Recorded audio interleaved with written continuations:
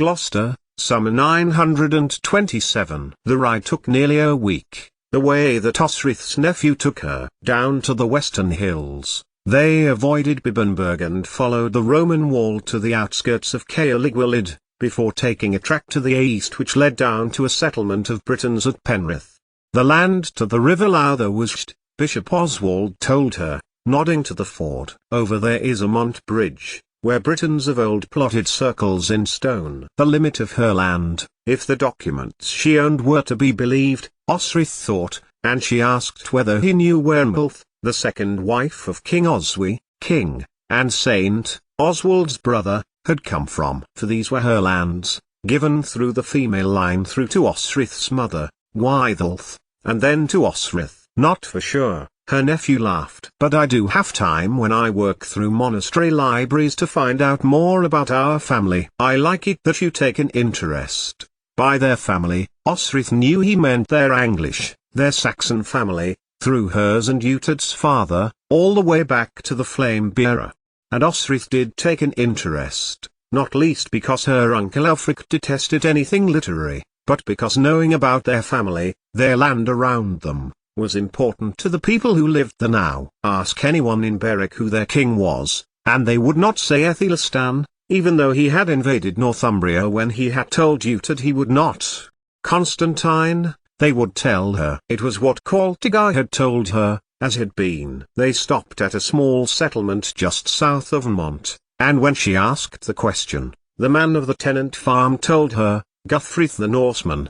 Then bent her head to Osrith and added, that is what we are supposed to say. Perhaps Aethelstan of Mercia. Pa. He spat on the ground. Mercia. We are not Mercia. Oh, Ain. Then, of Strathclyde? The man eyed Osrith with suspicion, but shook his head. It is the lord at Caerliguelid to whom we pay our tithes. Who was his lord? The man couldn't say. He had been certain who was not his lord. And Osrith saw the vacuum, the space where kingship was missing. A place where her deeds told her she owned the land. Are the lands Cymric? Osrith pressed on. In Cymric? Are they of the Hen-Ogledd? And the man gave her such a sad look that Osrith wished she had not. We had our king once, but he is gone. The land was taken by the Saxons. At this, he spat again. King Owain of Strathclyde is of the Hen-Ogledd, the Old North, she told him, and fought the urge to add, as am I.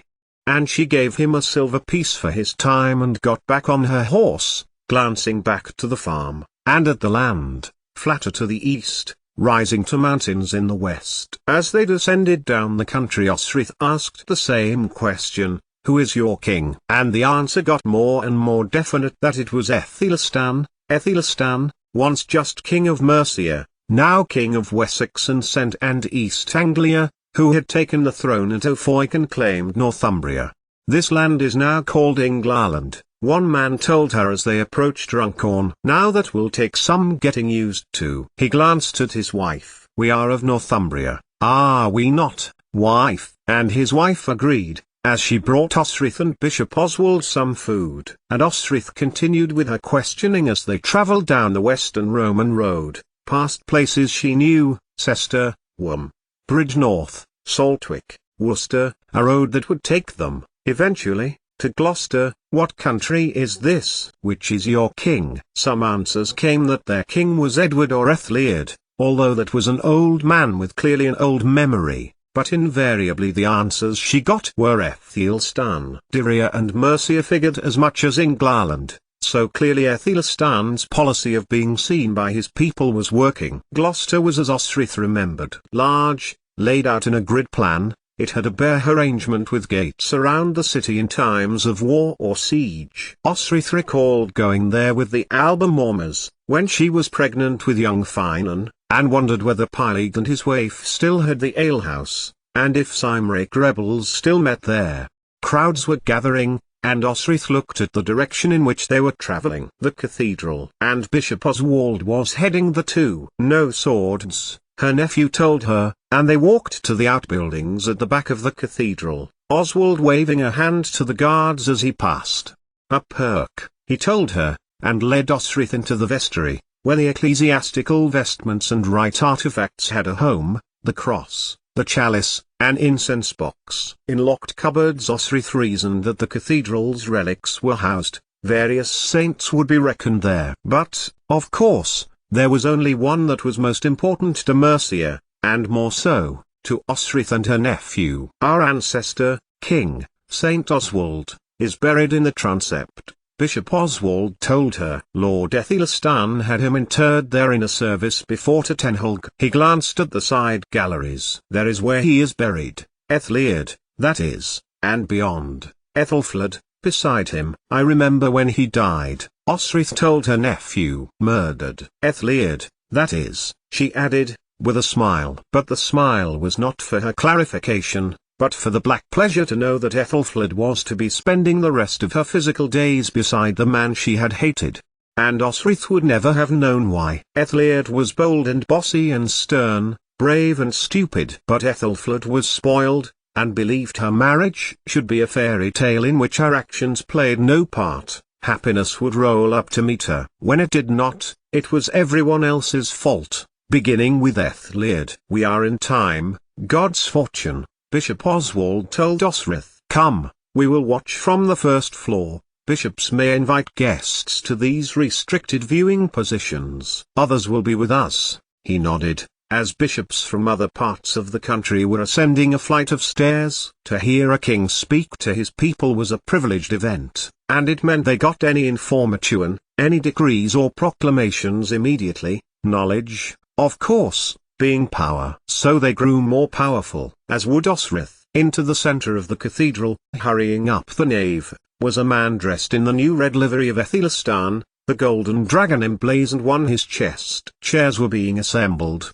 and the cathedra, the bishop's throne, was being brought into position. It would become Aethelstan's throne, and even now red carpeting was being laid over the stone floor. No, Bishop Dunstan. Osrith heard one bishop say to another, sniffily. Who's Bishop Dunstan? Osrith asked her nephew. Oswald turned his head to look at his aunt. Bishop of Winchester, he told her. He hates Aethelstan because Aethelstan had him expelled from the church for practicing sorcery. Oswald lowered his voice, but it is more likely that it was because Dunstan declaimed Aethelstan as a usurper and a bastard. Even when all the lords in Wessex, give or take a minor handful, had accepted Aethelstan, had bent the knee to him. In the cathedral, on Easter Sunday, Oswald added, with a wry smile. When everyone would have been there to hear it, Osrith thought. So there was not entire unity in the south, either, her thoughts reminded her, although there were more pressing matters to the west and to the north. And it was because of the west, because of Cymru, Hywel, of course, that Aethelstan was in Gloucester. It was here that was the gateway to the Welsh kingdoms. Here generations of Mercian kings had met their counterparts from Cymru, from Powys, Gwent, Deheubarth, Gwent saw to itself, or had seen to itself, at Seaster, under King Anarod. But he had sent his last surviving heir off with Osrith to become Owain of Strathclyde, and Hywel had assumed the kingship of the North Cymric kingdom, the last bastion of the Hen Ogledd, the old northern kings, who the old man at Amont had been recalling, although that had been decades, centuries before. Beside her, Bishop Oswald of Seaster leaned forward, for there were more lords entering the cathedral. Mercia, obviously, was represented, although Osrith could not make out the nobility. She was searching for Aldhelm, but all she could see were flaxen-haired Norse and Danes.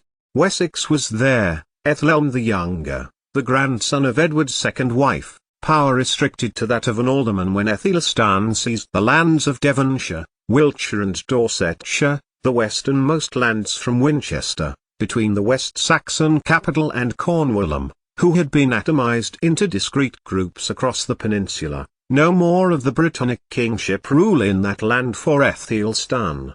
Their kings had knelt before the new king of the Angles and Saxons at Minion, a place where, ironically, one of the last independent kings, Doniat, had had his lands before Egbert, Alfred's grandfather, had deposed him and incorporated Cornwall, technically, into Wessex. At Exeter, a large garrison had been placed and trusted mercenaries to command it. The Welsh kings, under Hywel, had submitted at Hereford. where Hywel had mounted an attack on the Mercian border as Aethelstan had been travelling up the western road. They had wished to claim back the land to Lixefeld, where even to that day Cymric words were spoken. Land had been gifted back to them, Hywel had told Aethelstan, and he was claiming this land. This would include Tenholg, Aethelstan told them, and the land in this area was Saxon. Just look at the names of the places. King Hywel, King Aethelstan had told him. No Cymric lord would ever have named settlements as Woden'sfield or Woden'sbirrig. Now Hywel was bringing himself and the other petty kings to Gloucester, with the tribute agreed at Hereford, and there he was, entering the cathedral, his sons, Edwin, Rhodri and Owain with him. Osrith had met the sons before, when she had gone to Deheubarth. Edwin, named after the Dyrian king, Osrith's ancestor, was named as per tradition had held it, recognizing the long alliance between the southern Cymric and the Northumbrians, against their common enemy of Mercia.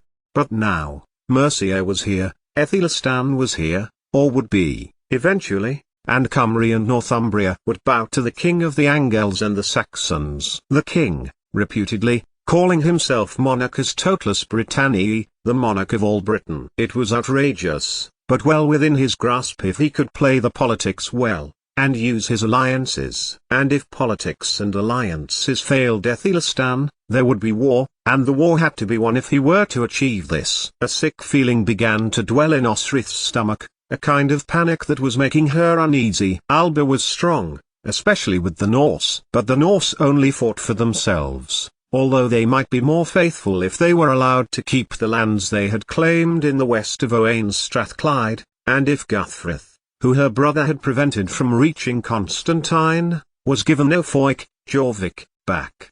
But there needed to be more for Constantine. What would she do if she were queen of somewhere, say, the lands that she had titles for? What would she do? Osrith thought, as more men came into the cathedral. Ally with the Cymric too, there would be sufficient number then to face Mercia, Wessex and East Anglia. But Hywel was too suspicious of Constantine, untrusting because of Osrith's involvement in springing Owain from his grandfather's northern Cymric lands to be reunited with his father, Dyfnwell, in Strathclyde. And then he entered, this supposed bastard of Edward, swathed in red, with the crown of England upon his head, fair hair in ringlets with metal entwined within them. Aethelstan, looking like a king ought to look, looking like Charlemagne looked, so was reputed, in glory and light, and all the riches of Francia. All the riches of Christendom seemed to be with the grandson of Alfred. And he was brave in battle. All he needed was a queen and offspring. Yet, he was 30 years old now, and no woman had ever been spoken of as a prospective wife. And when Aethelstan was asked about the succession, he merely emphasized that he had 2 younger brothers. He does look glorious, Oswald said to Osrith, like a king put down on this earth from God in heaven. Osrith replied, and she watched how, before the king, bishops from the land, the bishops beside them craned down to Lugh who had been favoured, Mercian bishops. Osrith could see, Lixefeld was one, as was Worcester and Oxford, all places well loved by Aethelstan, and who well loved him. Shouldn't you be down there? Osrith asked. Her nephew turned to her and gave a small chuckle. Oh no, he replied, I am here with you. You came all this way from Berwick to see the king, and, perhaps, to offer your own tribute. Words of fealty. Osrith turned her head, taking in the long-faced features of Gisela and the bright, piercing eyes of his uncle, Guthard, who Osrith had once, technically, been married to. He had carefully, jovially, good-humouredly brought her south so she could bow to Aethelstan. So that is it. You rescue a lamb fallen by the wayside and take it back to its shepherd. But she couldn't make her words sound cross, only bemused. And her nephew smiled again. He is Monarchus Totalus Britanniae, Oswald said simply, looking down to his king. He claims he wishes to be so, Osrith replied. But there are other kings. Constantine will never bow to Aethelstan, will never acknowledge the title he claims. But she did not add, neither will I. Because that was catalytic. Giving defining answers to things, Osrith had learned, brought trouble later. and the uneasiness in her stomach told her that there were bigger things here than Osrith of Berwick declaring for one king or another. Yet, there were people in the north, people who, by deed, were her people too, who could name no king that was but could remember the old north, and the Cymric kings who had ruled there, who had brought peace and prosperity there. It had been hundreds of years before, as the Saxons and Angles were just discovering this country called Britannum. And yet, why shouldn't they remember it? Allah could remember tales passed down of a whiteness, an everlasting winter and huge animals roaming the land where other peoples had ebbed away, but they had clung on, roaming with the animals that roamed the white, barren wilderness, with the ever hope that green would come again. Osrith glanced down again and paid attention to Aethelstan again. Beside him was, presumably, the Bishop of Gloucester, whose cathedra was being used by the king. He was giving proclamations to the people who were coming to him for judgments. 2 men were just retreating, ushered out by guards as 2 more were bringing another. Osrith craned forward to hear what was being said. "This is Alfred, ealdorman of the Dean Forest," Osrith heard. "He brings the case of the son of a farmer, who was hanged by the priest for theft." What of it, thought Osrith. Men were hanged for theft. But, as she listened, she saw Aethelstan twitch in his seat, and caught that the age of the son was 12. He was a boy, and tried by the law of the country. He was guilty of theft of a loaf of bread, and was summarily hanged. Aethelstan got to his feet. He surveyed the people before him. Osrith looked at the people before him, nobles, churls, peasants, all that to look upon him, and to hear his justice. And he paused, just long enough for Osrith to be convinced that he was touched by the harshness that he had heard. While the priest acted within the law, Aethelstan told his people, "I am here to declare that no one under 15 should be killed by the law." He turned to the priest beside him, and instructed it to be noted in the record of the day. That record would be transcribed by all of the bishops present and sent to the parishes throughout the land. Aethelstan had commanded, and those who dealt the law would now enforce his word. The ealdorman bowed to Aethelstan and departed, under the hand of the 2 guards who had brought him, but then the crowd parted and another guard took their place. He walked to the center of the nave and bowed his head to Aethelstan. Was it Aldhelm? It looked like him. If it were, Aldhelm was wearing the green and gold of Mercia. "If it please the Lord, King Aethelstan of England," Aldhelm began, "the king's high will DDA of Deheubarth and Owain of Glywysing went, here to kneel to your grace and submit to the overlordship of your grace, by God." Osrith exhaled, realizing only then that she had been holding her breath. Gloucester was, she knew, close to the border between England and Wales, and Aethelstan had, by decree, set at the River Wye, which took presumed land away from Gwent and Powys.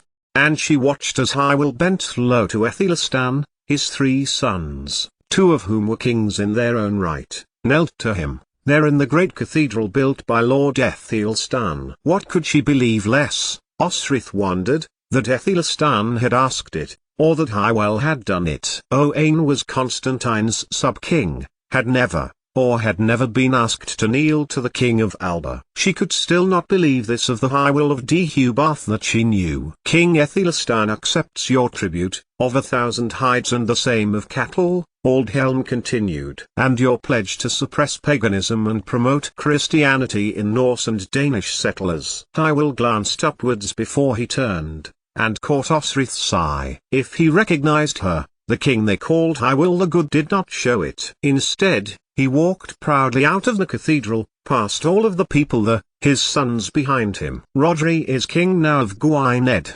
Bishop Oswald commented. "And our Ord's kingdom?" Osrith asked. She remembered the king, who had kept his grandson safe until Osrith could spirit him away to Alba and his future kingdom Strathclyde. For his father had been Dyfnwell, king of the Strathclyde Cymric, and whose mother was Anar Ord's daughter. Yes, her nephew confirmed. As far as Hywel is concerned, as far as Aethelstan and the world is concerned. But, Osrith repeated, but Oswald was looking past her and down towards the steps where the rest of the bishops were going, spilling out onto the ground floor and circulating around the other bishops who were there. What does Hywel see? I would imagine he sees his old enemy being strengthened and himself being put in his place. Osrith continued. Because west after Deheubarth, it is the Irish Sea, and then Leinster, and then Munster and then Tanannog. Oswald laughed again, the corners of his mouth turning up again. Which enemy? Mercia, Osrith replied. Wessex. England, if that's what it is to be called. A silly name, when most of the nobles were Saxons. But Mercia was mostly English, and what better way to underline his own loyalty but to name the whole country consisting of the old Heptarchy by the name of the Mercian Angles. But there is another enemy, Bishop Oswald told her. One north of Deheubarth. He glanced towards the steps, and the behind himself, before leaning towards Osrith. Gwynedd. Osrith pulled back and stared at her nephew. Only a few minutes ago he had told her that Hywel's son had Anarawd's old kingship. Do you think that the northern Cymric have forgotten their shared heritage with Strathclyde and Cumbraland? Oswald asked her. Do you think that Hywel's taking of the throne and passing it to his son was unopposed? Oswald shook his head. And I did not bring you here to bow to Aethelstan. I would never dream of compelling you. I did bring you to meet someone else. Who? Osrith demanded. A distant relative, who has Pictish, Cymric lands. He knows of the land left to you by Gwaidulf, your mother. Your father's stepmother who had him baptized again when our father changed his name to Utard. Osrith told his nephew. A Brittonic tradition, Oswald replied. How do you know so much about this?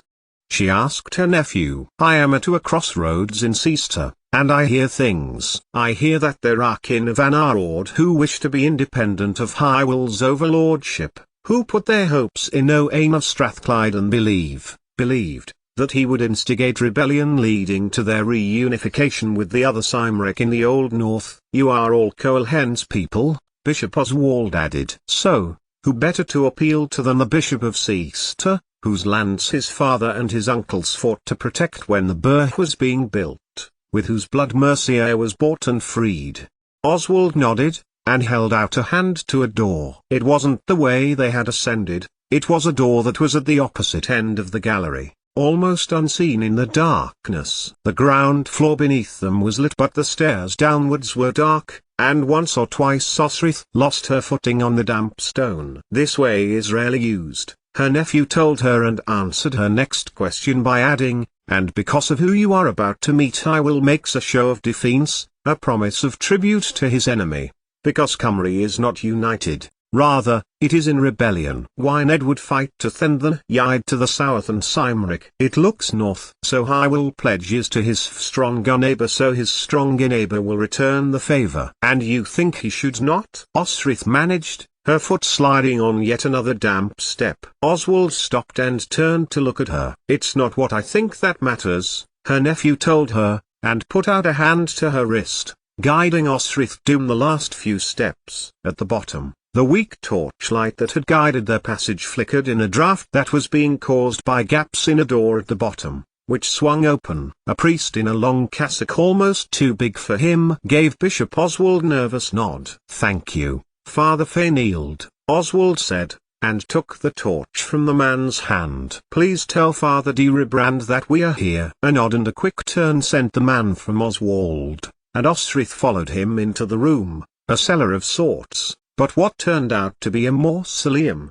Not just a shrine, said Osrith's nephew, as he strode further in. Here are the relics of the blessed saint of our line. Saint Oswald? Osrith breathed, and she looked where he was gesturing, to an oak box decorated with stylized animal decoration, which looked like the gospel book that was now with Cuthbert at the cathedral in Durham. It was large, about 3 feet by 1.5, and it was lit by a torch which made the carvings look as if the animals were moving. St. Oswald, the man who had brought the Irish church from Iona to Lindisfarne, who had defeated his uncle, Edwin, king of Dyria, at Heavenfield to become the king of both Dyria and Bernicia, Northumbria, who successfully repelled the Mercians and Gwynedians, until, one summer, where he had brought Northumbria south, not far from the Severn River, and was caught out by King Penda of Mercia, and hacked to pieces.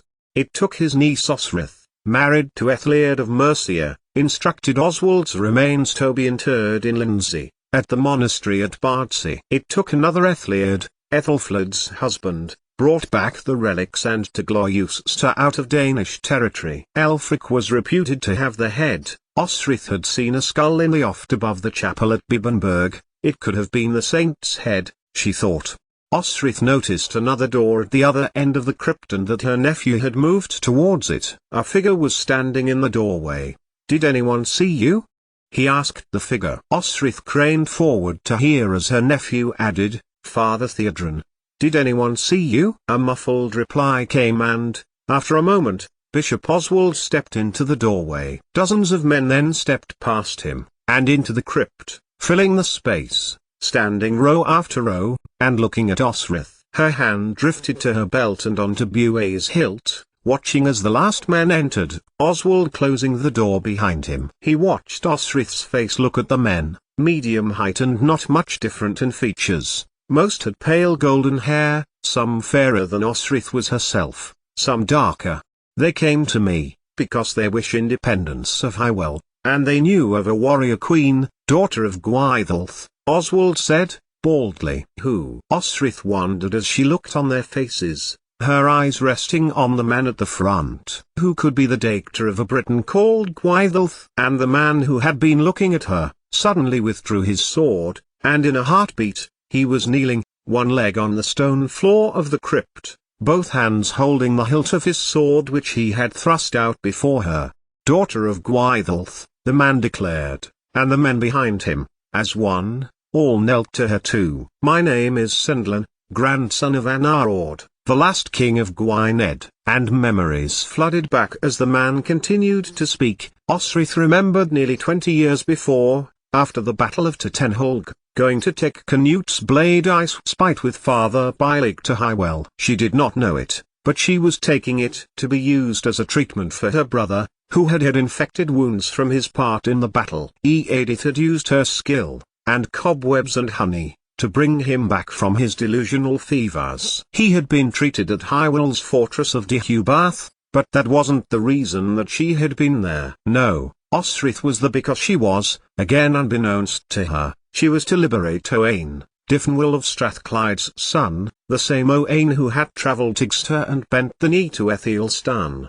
There was a conflict in him, Osrith thought. He had been with Osrith when she had travelled with the Mormor warriors to Seaster when it came under the invasion from Norse fleeing Irian. She had noticed at the time the two young men, both raised away from their fathers, both with heavy birthrights, had got on with one another very well. Owain had also been with them at Corbridge, again allies with Mercia under Ethelflaed's treaty with Constantine. But now, with Hywel claiming North Cymru as well as South, Aethelstan had thought he had found an ally in Owain against Constantine. But Owain, with his kingdom next to Constantine's, to whom he had formerly given his oath, now he was king of the Strathclyde Cymru, he had been hesitant. Was this where the North Cymru had come from? Had Owain instigated it, to declare independence for Strathclyde, drawn Osrith into an independence plot without actually being involved himself? If so, then he was giving up a third of his land. If Osrith were to take the land that was formerly the Henogled, the Old North, they had been a people as well as a landrest had covered the land that was Strathclyde to the Clyde River, and down to the River Luna. Owain had been taken by King Anarord to Isenlai, the island holy to the people of Gwynedd, in line with Aberfow, Anarord's capital, in a plan he had arranged with Constantine and Dyfnwal. He had wanted to return Owain to Strathclyde, not keep him here to be a constant foe to the king in southern Cymru, Hywel. Anarord had seen enough that Hywel was stronger, and he was old and did not wish to be the instrument that meant more lives were lost in a battle that he believed Hywel would easily win. So Anarord of Gwynedd had yielded to the idea of making Cymru one, and returning Owain, Urien's kin, back to Strathclyde, which was more or less King Urien's land. But there were plenty in Gwynedd who still saw themselves as Henogled, and dreamed of times gone where their land was centered around the River Idun, and Caligulid. Some who knew also that Osrith was descended from Osrith shuddered at the thought of her time long ago at that city, and the cruelty that was done to her by Griogr, and blinked. She realized that 50 warriors were staring at her. "We call on you to honor the land gift of your mother, Gwaidulf," Sindlan went on. "All hail the queen of the Henoled. All hail the queen of the Henoled," came the reply. Osrith looked to her nephew. Was this real? Descendants of the original Britons wished her to be their queen. She waited for a moment to see if anything else was going to happen, and then stepped towards Prince Sindlan, naming him so. "I am honored that you call me your queen," Osrith told them. "That you have come to me shows that, even over the distance of centuries, blood still bonds us." "I will be your queen," she told them. The Morrigan. It could only have been the Great Queen if the Psyche, because the sensible thing would be to turn around and leave, pooh-pooh the suggestion and ask Bishop Oswald to take her above, and to her horse so she could return to Berwick. But, Osrith did not. Nor could she be called, to her northern Cymric by the name of a Saxon princess. "My mother called me Edra," Osrith told their warriors, "and I bestowed that name on my adopted daughter. I am Osrith of the Idings, but I am also Henoled. I am the Old North." "And what do we call you, Queen of the Old North?" Prince Sindlan asked her. There could be only one name, Osrith knew. In the flickering torchlight she smiled. "Gwaidulf," Osrith told them. "You should call me Queen Gwaidulf."